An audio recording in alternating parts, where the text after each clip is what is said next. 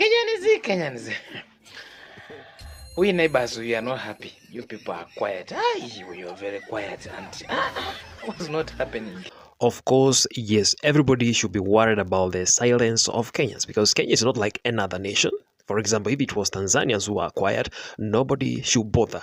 Because when they are quiet, probably maybe they are asleep or something like that. But for Kenyans, when they are quiet, it means something is coming. Something great, something big that once it happens, the whole of Africa is going to be in a standstill to mesmerize on that thing. Right now, as Kenyans, we are working on something. We have a project which we don't want to expose it. You will sit by yourself.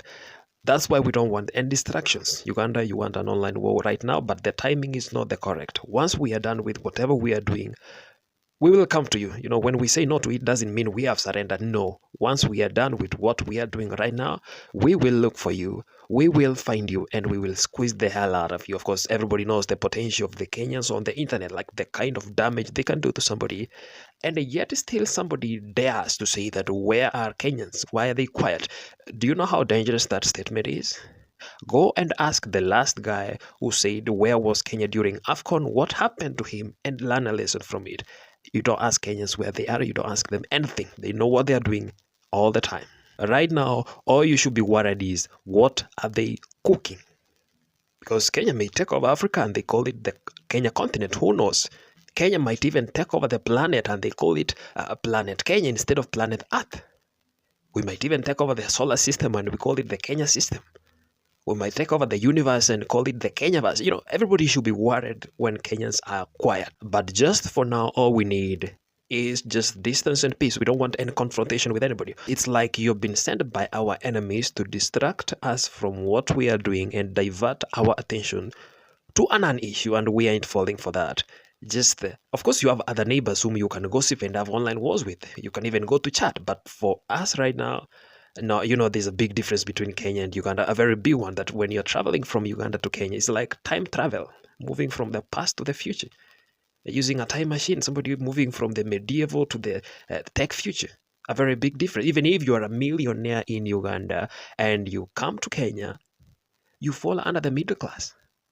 Actually, don't be worried if you are classified under the beggars, because this is a different place and different age. And the vice versa is also true. If you are a struggling Kenyan with maybe like 100,000 Kenya shillings and you decide to go to Uganda, you might be arrested because whatever you're trying to do is treason.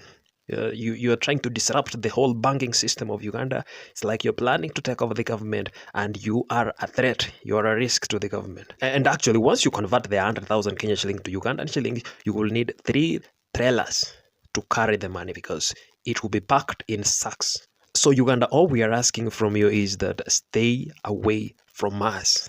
We are the bad company which ruins good morals.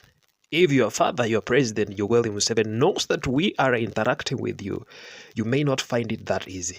And to my fellow Kenyans, of course, you know what we have been going through as a nation and the state which we are right now.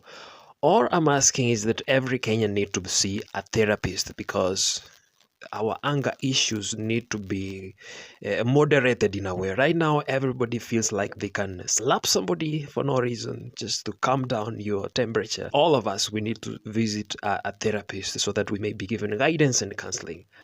Yesterday, I went to my therapist. I found he was even more angrier than me.